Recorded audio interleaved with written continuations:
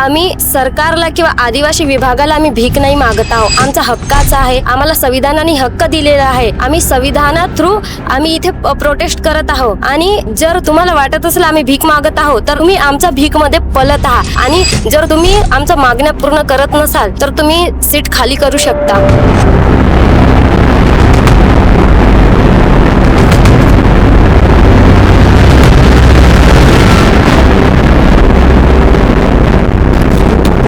क्या लगता है आपको कि आपकी जो मांगे है वो कितनी जायज है, जो ये जीआर आया और आप उसके विरोध में आज प्रदर्शन कर रहे हो? माझं नाव करुणा कृष्णाजी वाडिगे आहे. 5 ऑगस्टला जो GR आला, 5 ऑगस्ट 2026ला, तिथे काहीतरी अट लावली आहे शिक्षणाला बंद करत. म्हणजे विद्यार्थी शिकलाच नाही पाहिजे. आमचे विद्यार्थी, आदिवासी विद्यार्थी हा दऱ्याखोऱ्यातून वास करणारा आहे, तर त्याच्या शिक्षणाचा अधिकार त्यांनी हिरावून नाही घ्यायला पाहिजे असं मी निवेदन करते. आणि आम्ही 3 दिवसापासून इथे प्रोटेस्ट करत आहोत. विद्यार्थी इथे जेवण नाही केलं आहे आणि त्यांची व्यवस्थित झोपसुद्धा नाही होत आहे. आणि सरकार आमच्याकडे येऊन सुद्धा आम्हाला बघत नाही आहे. पण ही सरकारला मी निवेदन करत आहे की तुम्ही जे काही करायचं करा, नाही तर आम्ही तुमच्याकडून अशी अपेक्षा करत आहोत की तुम्ही एक तर राजीनामा द्या, नाही तर मग आमच्या प्रोटेस्ट असं आम्ही नेहमी कंटिन्यू ठेवू असं आम्ही आव्हान करत आहोत.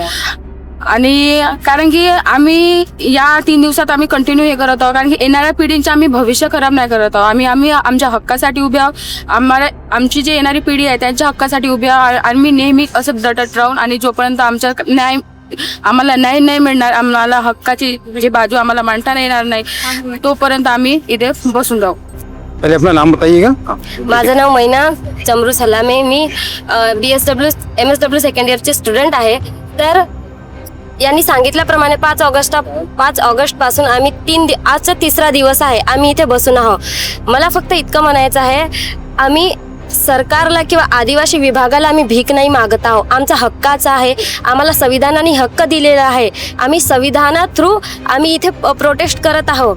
आणि जर तुम्हाला वाटत असेल आम्ही भीक मागत आहोत तर तुम्ही आमच्या भीकमध्ये पलत आहात. आणि जर तुम्ही आमच्या मागण्या पूर्ण करत नसाल तर तुम्ही सीट खाली करू शकता. अशा नेत्यांची आम्हाला गरज नाही जे आमचं दुःख समजून घेत नाही किंवा आमचं त्यांनी शिक्षणावर बंदी घातलेली आहे. फक्त 26 वर्षापर्यंत जेव्हा आम्ही म्हटलो तर 26 ते 30 केले, पण आम्हाला वयाची अट नाही. शिक्षणाला वयाची अट नसते. डॉक्टर बाबासाहेब आंबेडकरांनी म्हटले आहेत की मनुष्य हा मरेपर्यंत विद्यार्थी असतो. तर आम्हाला जितकं शिकता येईल आम्हाला तितकं शिकण्याचे हक्क देण्यात यावी, इतकीच आमची मागणी आहे.